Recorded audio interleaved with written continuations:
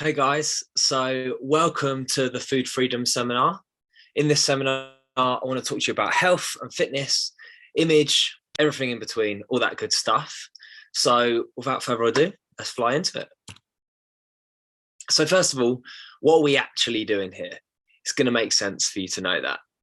I want for you, by the end of this seminar, to have a deeper level of curiosity into why we care about this stuff in the first place. I want you to learn how good goal setting can be rocket fuel for self-esteem. I want you to get excited about education and how it leads to health and fitness freedom. And I want to inspire you to build a life that holds health and fitness in high regard. Not for the beach, not that that's a bad thing at all. I am, after all, a physique coach, but because you care about yourself enough to do what is best for you. I think that is far, far, far more powerful. And the thing is, if you care about that stuff, the stuff that you wanted, like a great beach body, comes with it anyway. So I wanted to talk to you a little bit first about why I got started, how I got started, and why I carried on. So first of all, I'm a guy, but that's obviously going to need a little bit of explaining. So what I mean by that is, I think as men, you are far more likely to get into health and fitness to start off with, because I think our culture, and this is a bad thing that it's a landslide in the way of men, but culture celebrates what men can do with their bodies. I'm obviously generalizing, but then I think culture celebrates what women look like with their bodies, or what their bodies look like. And I think that is such a shame. I grew up, I posted about this the other day on Instagram, but I grew up watching strong men on competition, compete on television. And I just feel like none of them looked great, but they were celebrated because they could do great things with their body. And I just don't think that is the same for women. Thank goodness, I think it's starting to move in a much better direction. But it wasn't when I grew up, for sure. And still there is a big I guess there's still a big problem in that direction, in my opinion. But that meant that I obviously grew up doing sport, and I was into sport. I loved gymnastics as a kid. I loved football. I still love football. And it was very easy for me to step into a gym environment when I got engaged and feel pretty comfortable. I mean, obviously I was insecure, but it didn't take me long to get comfortable in that environment. Here's the thing though, I got engaged very, very young. I got engaged when I was 19 years old. And one of the biggest reasons that I got into the gym, really, like truly, what I told people is I wanted to get stronger for the football pitch. I wanted to be stronger on the ball. But the truth is, I got engaged and I was insecure because I felt like I looked like a little boy at 19 years old, and people weren't going to take my decision to get engaged very seriously. I remember I was a sports coach at the time, and I told one of the mums at a school that I was coaching at that I was going to get married that year. She went, "Oh, you don't want to do that. Oh, you're far too young to do that. Don't you think you're making a massive mistake?" And I thought to myself, the only reason she thinks she can say it to me, like, you would never say that to anyone, but the only reason you think you can say it to me is because I look like a little boy making a man's decision. And the truth is, I was very, very young to be making that decision, but we're still happily married. So screw her. I probably shouldn't have said that, but there we go. I have. It's too late. So the fuel, sorry, for the fire of this journey actually all started in insecurity, which I think is similar for a lot of people. I think it's a massive problem, to be honest. And it took me to a really, really dark place. It took me to a place where I got incredibly lean, and I was actually really, really unhappy, really unhappy. I'm going to talk a little bit more about that in more detail later. But the truth is, if you want to do this, if you want to go on a journey where you put your health and your fitness first, and you want even a better physique, if that's part of your motivation, doing it and not really knowing why you want to do it and not digging into that at all is a recipe for disaster. So let's talk about it. The power of being self-aware. If I don't look, it's not really happening, right? Wrong. But we'll talk about that. So the power of being self-aware. If you don't know what fuel you're using to take you in a direction, you don't really know where you're going to end up. You think you know, but you don't really know. It's important that you spend some time thinking about why you want to get it done. I've worked with some people where their motivation was actually that someone was saying horrible things about them. They wanted to prove them wrong. Unfortunately, you might get amazing results with that kind of motivation, but you will never be satisfied at the end of it. I think really the key to feeling positive with things like this is to feel in control. I'm going to use an example in a minute, but most people, I think, when they feel like their health and fitness is not where they would like it to be, they feel a sense of it's almost like not feeling safe in your own body, like someone else is in control. I'd like to do this, but I keep doing this. I'd like to eat in a more balanced way, but I keep overeating. I'd like to go out for a run, but I keep procrastinating and putting it off. I'd like to go to bed early, but I keep going to bed late and I get distracted. Really, the feeling of satisfaction, even if you're not at your end goal yet, the satisfaction comes when you start to feel in control of your own body. But that can take a long time. To feel like you're the captain of your own ship can really take a long time to establish. And it's a skill that you build over time. So the other side of this is some people, I think, they have an issue, they'd like it sorted, but rather than get involved with all these complicated feelings, they just think, oh, I'd rather not look at the issue because I don't know a way out. And like it says here, even if they did, they feel like they don't have the discipline that it takes to actually pull them out of the place that they're in. So there's sort of two sides to this. One where you feel like the fuel that you're using is almost could take you to an obsessive place. The other one is, I'm not even going to look. I'm not even going to pay attention to this. I'm not going to weigh in because I don't like what I know I'll see on the scales. I'm not going to try because if I try, I'll fail, and that'll be so disappointing. It'll knock my confidence, or it'll knock my sense of self-worth. So here's an example of what I was talking about. I promise you, this seminar is not an excuse to show you topless pictures of myself. But here's 3 examples of me at 3 different body weights at 3 different times in my life. So first one is the 26th of October in 2019. This is probably one of the leanest I've ever gotten. Okay, so this is furthest on the left here, 79.9 kilos, 26th of October. I believe it or not, I was so frustrated at my physique at that weight. I was so frustrated because, I mean, that photo probably looks slightly better than it actually was, but I believed, because I had all these silly insecurities. Well, they weren't silly, I shouldn't talk about it like that, but all these insecurities that were actually wrong, and they were it's hard to even describe this. It's like I wasn't even aware of what I was actually looking at in the mirror. I was deeply dissatisfied with my physique there. Can you believe that? If I look at that now and I look at what I look like, I think, wow, I'm actually really proud that I managed to achieve that. But I was in such a bad place. I was so desperate to be at a certain level, thinking that it would qualify me. I was in a really competitive gym, really competitive, and I wanted to have one of the best physiques there, and I was just constantly caught in comparison, and it's just an absolute killer. The fact that I looked like that and I wasn't satisfied is a problem. Here's me at 87.5 kilos, so a lot heavier, as you can see.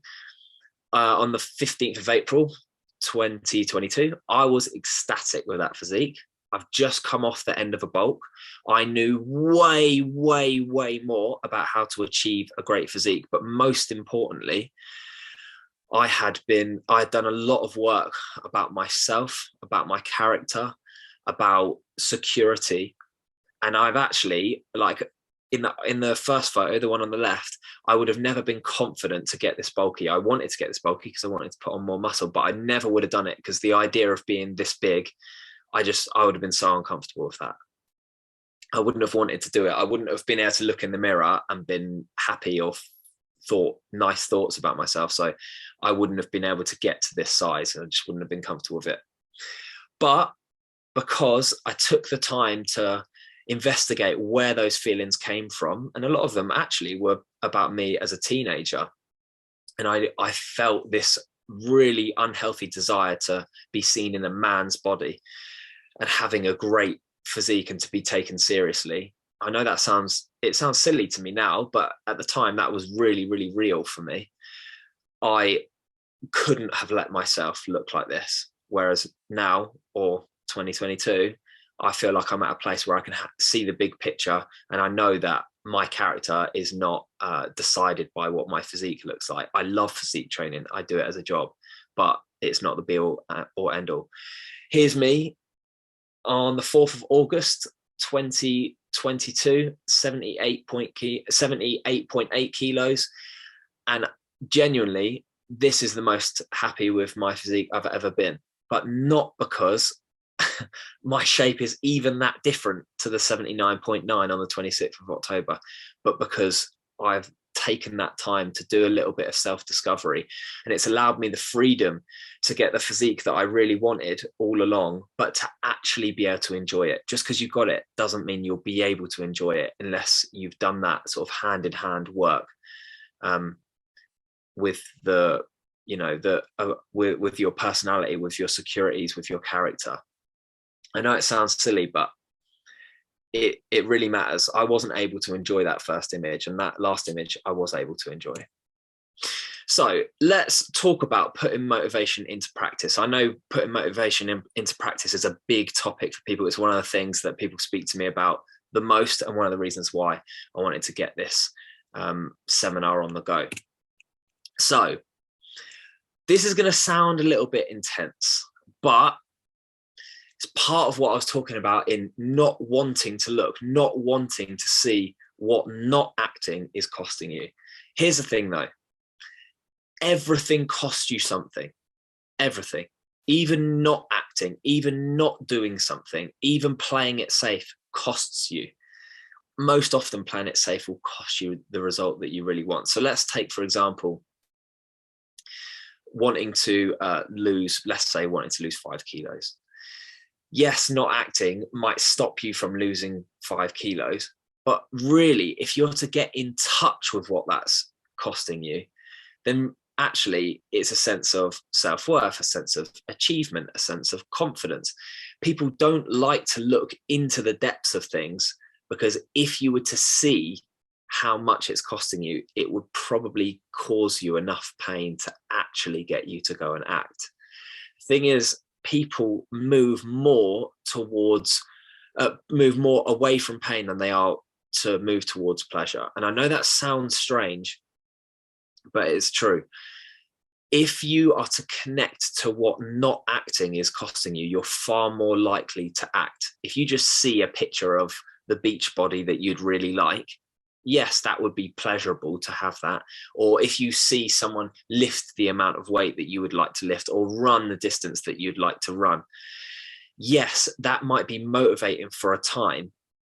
But moving towards pleasure, like I say, is far less motivating than moving away from pain. We always want to be as far away from pain as possible. So as intense as that sounds, I would really encourage you to do some digging, sit down with a notepad and list what not acting on whatever it is, whatever you would like to move towards, is costing you. That can even be a mindset. So motivation is a spark, not a fire. This is a huge one for me. People look for motivation to help them with long-term commitment. Motivation is not enough for long-term commitment. The biggest fuel for long-term commitment is results. Motivations spark a change. They spark a small single action. But unless you track your results, you will not continue with what it is that you're looking for. That's why with all my clients, we track everything. We track loads and loads and loads, because I'm trying to find and harvest little wins everywhere. Why? Really ask yourself this question. Even pause this if you want and write this down. Why would you continue to do something if you don't know if it's working? How simple is that? It's almost silly, but why would you? Why would you carry on if you don't know if it's actually working? You have to prove to yourself over and over again, especially if you're going to do something like get up early and go for a run out in the cold. What is the motivating factor if you don't know if it's working? Next one, get yourself in where you can't get out. Make a commitment, whether that's a financial commitment, like paying to join a gym. Loads of people want to do home workouts because they think, oh, I can work out from home. It's nice and cheap. And it means that it makes it nice and comfortable for me. I'm in an environment that I'm comfortable in. Yeah, but it costs you nothing. So why would you continue to do it? Even things like committing yourself to a charity fundraising can be fantastic. Asking for an accountability partner or investing in a coach or getting yourself with a training partner and making a commitment together to do it. So you're going to let someone down if you don't go and do it. Things like that are really, really helpful. And then finally, learning that building great habits is a skill that you learn. I've got 3 methods here and they're really helpful. The first is a stairs method. So you pick your goal. So say your goal, let's say your habit that you wanted to build was to go to the gym 4 times a week. Don't go straight out with 4 times a week. Hit the gym once that week. Make a commitment. I will go to the gym once that week. Once you've done it once, next week, you're going to go twice. You're still halfway away from where you're still only doing half of what you'd really like to do, but you are building slowly. Week 3, you're going to hit the gym 3 times. Week 4, finally, you hit the gym 4 times. And if you miss on the way up, that's okay. You're not ready yet. Stay until you hit the amount of times that you plan to on that week. So say you plan to go 3 times, you only managed to go twice. Well, don't go up to 4 the week after. Prove to yourself that you're building a habit that's sustainable, that it can carry on, and then go again. If you'd like to clean up your diet, this is the way I did it when I was first really trying to zero in on my diet. I wanted to sort out my diet completely. So I picked breakfast. I didn't track anything else. I didn't care about anything else. I literally did what I wanted. And I knew I wasn't going to see the results, but I wanted to prove to myself that I could do it and do it slowly. So breakfast first, then I sorted out breakfast and lunch, and dinner was just whatever I wanted. Then I sorted out the rest. Create an environment for change. I'm going to spend some time on this one. I'm going to read you a part of a book that I love called Atomic Habits. So I'll give you a little bit of context before I launch into the little bit.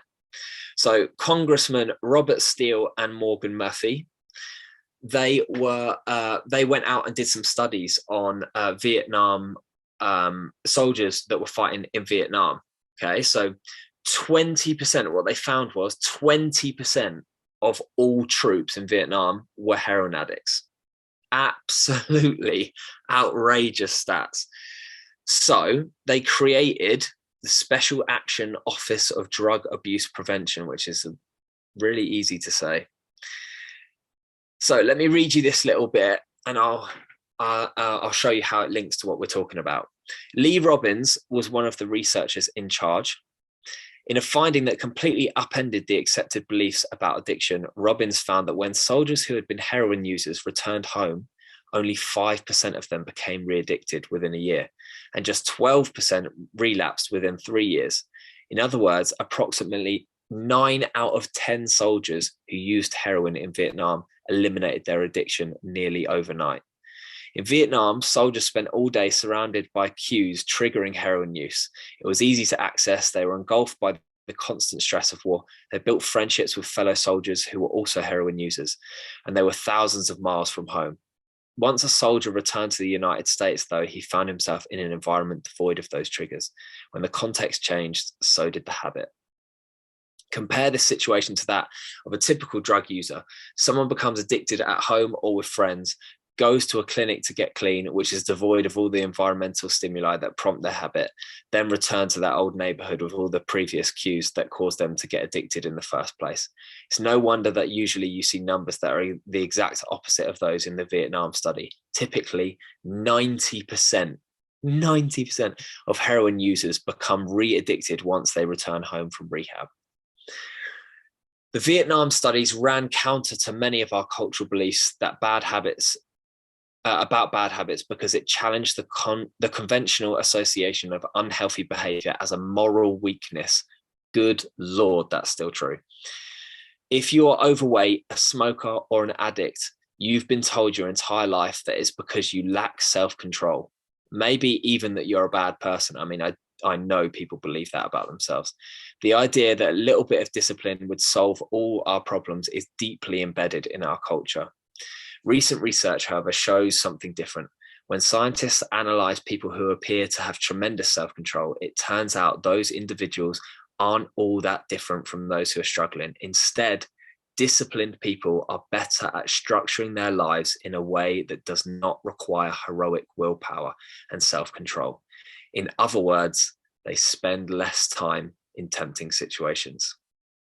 So the key here is create an environment that is useful for change. And that is not just about your house. Absolutely, in your house, if you would like to eat better, if you would like to change how you view yourself, if you would like to be more fit and healthy, changing things like taking all your junk food out of the cupboards is going to be really, really helpful. But one of the biggest ones, and I'm speaking to someone here, I know I am. If your life is not boundaried enough that you don't have time to make a change for your health and fitness, you have to look at the boundaries in your life. I've got clients now who are really, really struggling because they overwork themselves so much. They've committed to far too much work and they don't know how to find the time to make any sort of positive change in their life. You have to create room in your life to build a new habit. If you really want it to bed in, you've got to create room for it. And then you can do the practical things like taking the 10 tons of biscuits out of your cupboard in order to help you eat a little bit better. Hope that makes sense to you guys. That was an important one to me. So habit stacking is the last one. Habit stacking is where you attach one habit to another one that you've already got embedded to help you with that. So for example, one that I use is stretching is really important to me. Staying mobile, looking after my joints. I do a lot of weightlifting. And if I don't, I'm going to injure myself. So I attached the stretching habit that I wanted to build to brushing my teeth. Brushing my teeth is a really easy one. I do it just without even thinking every day, 2 minutes in the morning and the evening. I'm going to attach that new habit that I'd like to build, my stretching, to one that's already established. If you'd like to read a little bit more, you don't spend enough time reading, you spend too much time flicking through your phone. When you drink your coffee in the morning, because you do that every day if you're someone who drinks a coffee every day. Okay, cool. I'm gonna read 2 pages this morning, even if it's a tiny little habit, just enough to start. Remember the stairs method. You can build it over time. Cool. Breaking mindsets and barriers. Watch your mouth. Why shouting at yourself in the mirror won't work? The best affirmations are true. So there's a lot of people that are going to disagree with me on this one. Maybe I'm just a little bit British, but I see a lot of American Instagram or TikTok accounts that talk about affirmations and the power of affirmations. You know, David Goggins, I read his book. It was very, very interesting. But one of the things that he recommends you do is to write down some affirmations, some things about yourself that you would like to have, and you put them on your post-it. You put them on a post-it note, stick it to the mirror, and you shout it at yourself in the mirror all day, or not all day, every day in the morning. I cannot tell you how little that's going to do for you if it's not true. You cannot lie to yourself. You know the truth. What you can do, though, is your affirmations can be true. You can be honest, and you can say that you are building yourself. Your words are really powerful. They are really powerful. So instead of your affirmations being, today I will back squat 100 kilos, when in reality you're nowhere near, or today I will eat perfectly, when in reality, even yesterday you were chowing down on 10 tons of McDonald's. It's just not realistic. The truth is, today I'm trying my best and I'm giving my all, and I've put in place what I need to put in place to give me the best shot at change. That is a positive affirmation. That is rooted in truth. And that is something to build on each day. Next, build or break yourself. How you speak to your mates or your child, you want to speak to yourself like that. Your words are so important, and you know that to be true, because if you've got a child or any of your friends, you know that there's a certain way that you will not talk to them if you want to have a good relationship with them. You watch your tone when you're around them. You make sure you're considerate of how they feel about what you're about to say. If you want to have a good relationship with yourself, if you want to value yourself enough to change positively, if you want to build these new habits and you want that to come from a place of valuing yourself enough to make positive changes, you have to start by talking to yourself as if you matter. Even your tone, even the things that you think about yourself, watch that, pay attention. Because if you were to vocalize that and say that to a friend and they were to respond badly, you've got to expect yourself to respond badly to that. This stuff, I know it seems almost a bit like, I don't know, it's hard to nail down because it doesn't feel like practical help. It feels like something that's a bit ethereal and sort of in your mind. It couldn't be more important. Really spending time focusing on how you speak to yourself, it really is going to steer the ship. And then finally, how you talk about the thing that you do. Saying, oh, I've got to go to the gym tomorrow is a very, very normal thing. But over and over and over again, speaking that dread out and over and over and over and over, and complaining to your partner and complaining to your friends and complaining to yourself and about how you text about it. Make sure you are celebrating more wins than you are grieving losses. Make sure you're tracking wins and reinforcing it all the time, and then talk about what you're going to do as if you've got hope that it's going to move in the right direction. And that's not, like I said about affirmations, that's not about saying something that isn't true and trying to convince yourself of something different. But the truth is, if you're not feeling positively about what you're doing and you're not really sure if it's going to help you, are you actually doing the right thing? You need to ask yourself the questions. If I feel so negative about what I'm trying to do that it's not likely to work, why are you doing that thing?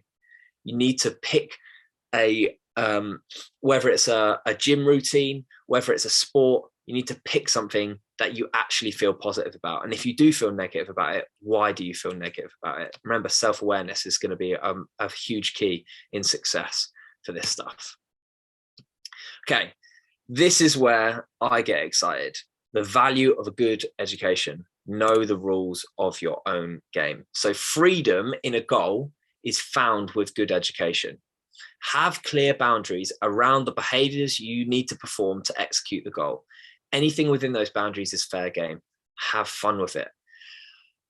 Whenever people join as a client for Build a Body, they are shocked with how many calories I give them. Shocked.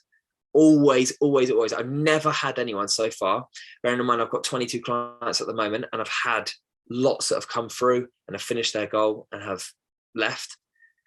Every single person has said that feels like too many calories to me, because people don't really know, their education isn't good enough, and they don't really know what it takes to meet their goal.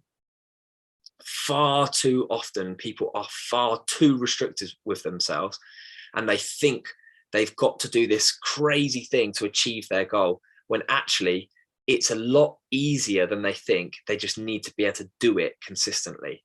Big part of the problem is don't really know the behaviors that they need to stick to in order to execute their goal. Sorry, I've got something terrible in my eye right now. It's very distracting.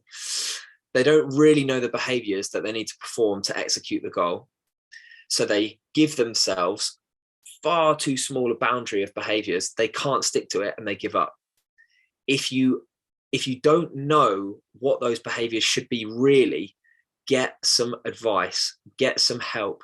There is so much good free information on the internet. If you need some of that, feel free to message me. I'll happily recommend reliable sources, because there is also a lot of rubbish out there.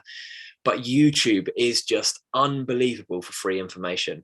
Go and do some research, find out what it's really going to take to meet your goal. And then you will often find that you've got way more freedom within that than you think. Eventually, good education leads to limitless motivation. Every day is a school day. This is going to sound really arrogant. I really hope it doesn't come across that way. I hope that most of you guys who are originally invited to this, hopefully lots more people will see it over time, but who were originally invited to this know me well enough to know that hopefully I'm not too much of an arrogant person. But the physique that I wanted when I was 20 or 19 and I got engaged, I achieved that years ago. Years ago, I got to the physique that I really wanted back then. So why do I keep going? Because I've become fascinated with this stuff. The education is so intriguing, so interesting. So whether that's self-worth, whether that's about food, whether that's about discipline or habit building, whatever it is, do enough research around that area and you will fall in love with it, because humans, I think, we're built for discovery. We're built to find out new things. And the human body is so fascinating that I've loved this stuff. I've fallen head over heels for it. I train 5 times a week, not because I need to anymore, because I love it. I love to see myself progress. I love the way that makes me feel. So don't just try for the goal. Fall in love with learning about your goal, learning about yourself, and let that be a motivator for a long time. Let that go over and over and over and build into something more powerful. Okay, the last one. The power of true self-love is to do what is best over what feels best. This topic, the bottom one here, the power of self-love, it's such a difficult one to talk about, because I never want to come across as unsensitive to where people are at. It's actually really great that people are feeling like they can love themselves no matter what. That is so important. And that's something that I had to learn myself, especially in that period that I was talking to you about, with the first photo where I was just fighting to get leaner and leaner and leaner and really like never sort of feeling satisfied with my physique.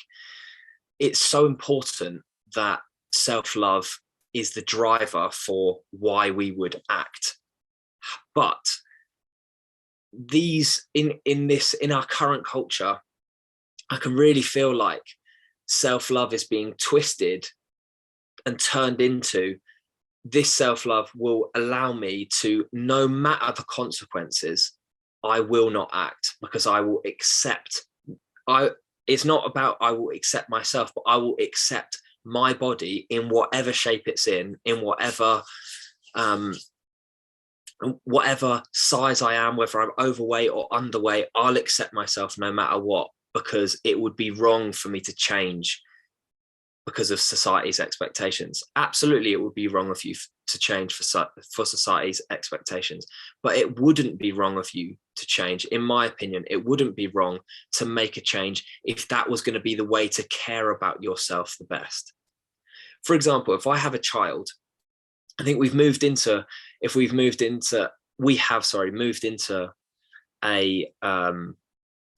a way of thinking where restriction is the worst thing that you could do for yourself. But if I have a child, absolutely, if they ask me if they can have cookies for breakfast every day, I will be saying no, because I love them enough and I value and I regard them enough that I would rather say no to them, to look after their health, to make sure they grow up understanding the value of nutritionally rich food, than I would give them what they want in that given moment, but end up hurting them later on down the line. We need to treat ourselves exactly the same. It doesn't mean I can never eat nice foods. It doesn't mean I never eat biscuits. I love biscuits, guys. Biscuits are my absolute favorite. But there are times where I say no to what I would really like in a moment, because I value myself enough to restrict myself now so that I can commit to something else in the future. If I would like to be able to say to myself in the future, are you still able to play football in the garden with your kids? I'd like to be able to say yes to that. So I'm going to say no right now to the 10th takeaway I've had this week, which, believe me, when I was a teenager and I could eat as many Subways as I wanted to, was not out of the question. Okay, how not to fall off the wagon, kind of. So most of the time, people fall off the wagon because the ride is not sustainable. I cannot tell you how many people come to me with a goal that is 3, 4, 5 levels higher than they are likely to achieve. Like I said earlier on, when you're trying to build a habit, pick something that is as sustainable as it can possibly be and slowly level up as you prove to yourself that you're able to. If your ride isn't sustainable enough, you will not carry on.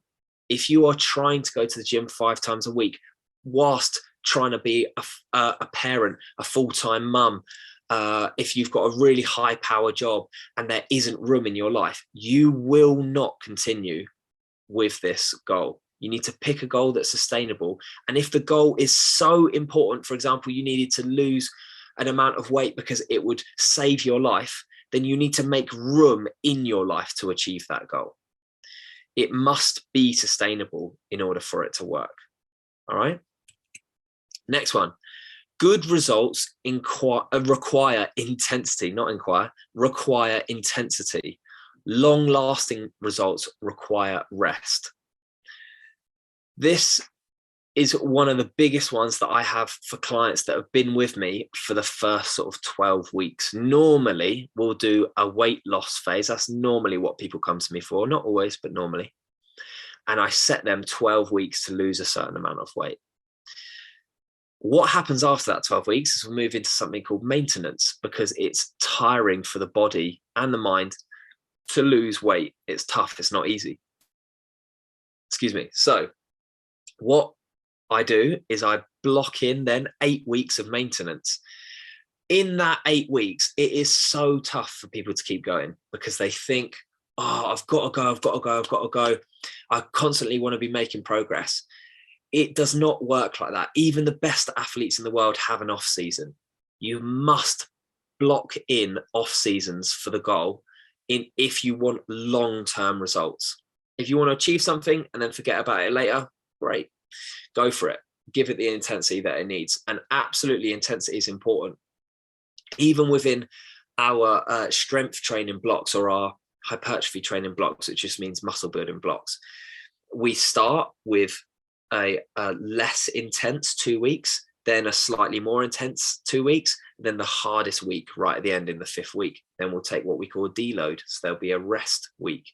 It's so important to block in, even if you were trying to lose weight or you were trying to achieve a certain distance run, it's important that you block in rests to allow the mind and the body to recover. And then lastly, lone wolfing is not the way. Even if you are an introvert, you should leverage human nature. The best athletes in the world still need coaches. They still need a coach. Every good athlete has a coach, or they understand that even if they really don't want a coach, they will have a team of people in their corner. So even if it's your partner, get them on board. Even if it's your friends, ask them to hold you accountable. Ask them to look over your stuff. Get them to celebrate little wins with you. Have them grieve little losses with you. If you are really getting serious, I would absolutely, of course I'm going to say this, but I would absolutely encourage you to hire a coach. Put your money where your mouth is. Get yourself some help, someone who can answer questions for you when you get a little bit stuck along the way. If it's not me, I promise you I won't be offended, but get yourself a coach. I have a coach. I've got a business coach, because I know that if I don't have that, I'm not going to give the best of myself. Okay, last slide. Food and fitness myths. So calories, macros, and calories per gram. So let's break some stuff down. I'm going to be really quick on this stuff, but I just want to intrigue you enough to start asking a few more questions. So calories is the amount. Calories just means energy. So calories is energy stored in food. Calories would be stored in food. You eat it, it gives you the energy that you need to last the day. Macros is what those I suppose you could see this slightly differently. I was going to go down a certain way, but I'm actually going to go another way because I think it's better. Macros means carbs, fats, and proteins. You've probably heard of all those three things. You'll find all three of those in food, some more than others. It's really important that you know, because the food industry would like to make as much money out of you as possible. So they demonize it. It all comes around in little cycles. They'll demonize a certain food group to make you lean towards another one. And then they can make that food group that they're making you lean towards more expensive. Right now, protein is ridiculously expensive because the gym industry is booming. Everybody wants to build as much muscle as they possibly can. So protein is going to be the way that they're going to do that. Right now, carbs is what they've demonized. Carbs are not good, apparently. You shouldn't have any carbs, or if you do have them, you shouldn't have much, and you should definitely beat yourself up about it after.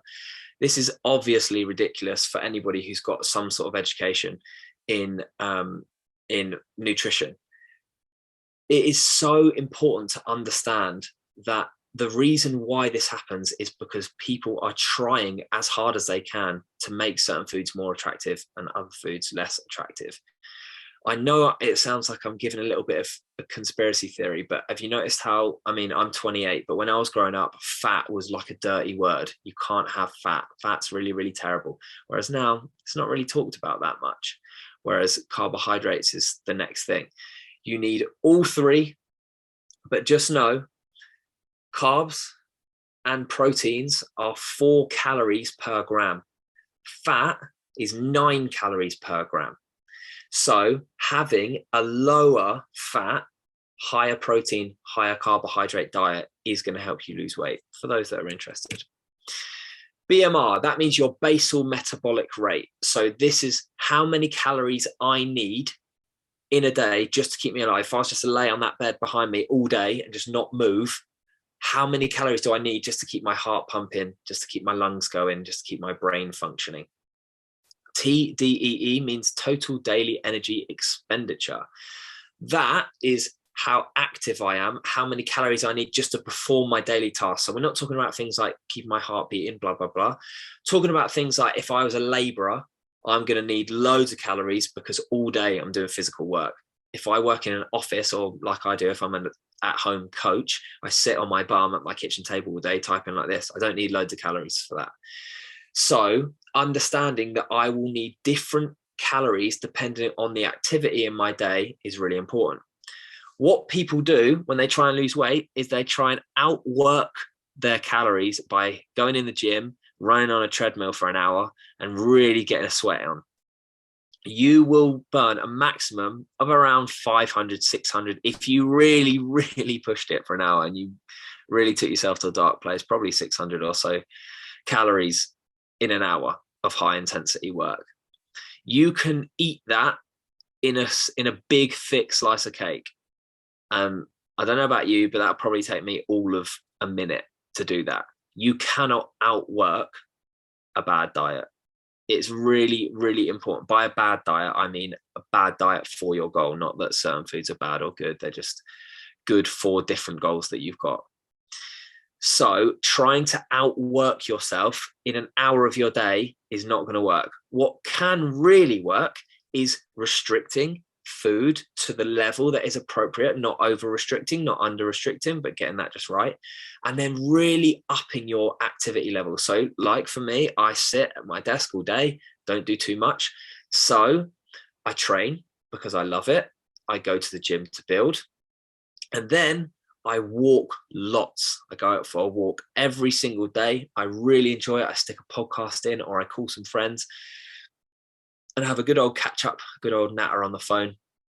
Helps me process my day. It's great for my mental health to take that time out.